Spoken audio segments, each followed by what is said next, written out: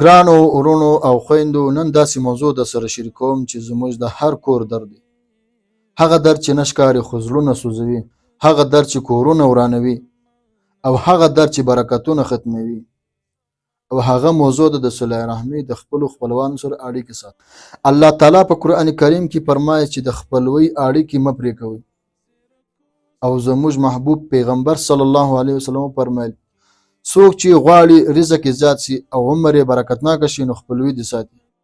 خو نن زموږ حال څه دی؟ ورور له وروره خفه دی، خور له خوره سره خبرې بندې کړي، اکا او وراره کلونه یو بل نه ویني.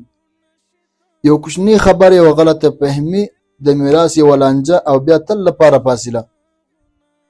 ای مسلمان وروره، ای مسلمان خوري، که ته اول قدم واخله ته به کمه نشي، که ته اول سلام وکړه ته به ذلیله نشي، که ته ووایې ما وبخښه ته به د الله په نیز ډېر لوړ شي، که سبا هغه خپلوان چې ته ورسره خفه یې ناڅاپه وفات شي، که جنازه یې ستا د سترګو مخې ته پرته وي او ته یوازې دا فکر کوې کاشکې مې خبرې ورسره کړې وای، کاشکې مې بخښنه ځینې غوښتې وای، خو هغه وخت به ناوخته وي.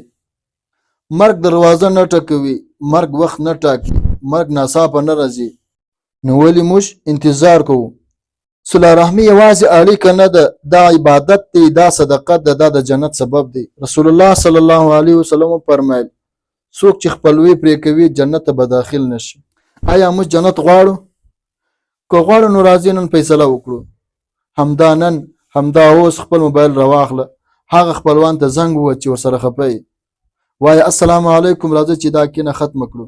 والله د الله په خاطر چې یو قدم واخلي الله تعالی به 10 قدمه ستا طرف ته راشي. ګرانو ورونو، کینه زړه توروي خو بخښنه زړه روښانوي.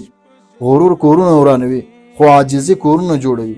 راځئ خپل کورونه د مینې، بخښنې او رحمت کورونه کړو. راځئ خپل اولادونو ته د نفرت پر ځای اتفاق مثال پرېږدو. الله تعالی دې زموږ زړونه نرم کړي، زموږ ترمنځ دې مینه پیدا کړي او موږ دې د صله رحمي له برکته دنیا او آخرت کامیاب کړي. الله جل جلاله دې زموږ تاسو په ټولو اتفاق، اتحاد، ورورولي پیدا کړي.